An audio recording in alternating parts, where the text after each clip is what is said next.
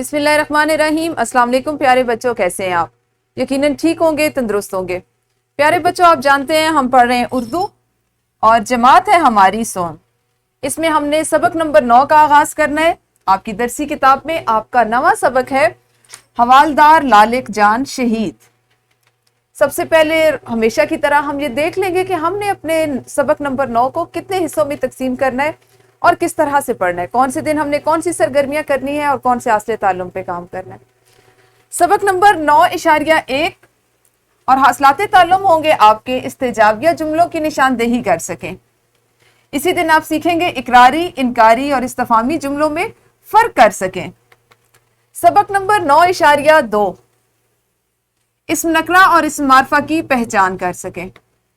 سبق نمبر 9.3 کوئی منظر یا کسی منظر کی تصویر دیکھ کر کم از کم 10 جملوں پر مشتمل عبارت لکھ سکیں۔ اور اسی دن آپ سیکھیں گے اپنی جماعت کے معیار کے مطابق کم از کم 70 الفاظ پر مشتمل عبارت 1 منٹ میں روانی سے پڑھ سکیں۔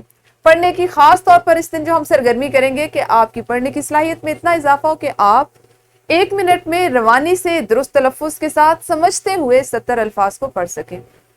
سبق نمبر 9.4 سنی ہوئی کہانی، قصے یا گفتگو سے متعلق سوالات کے جوابات دے سکیں۔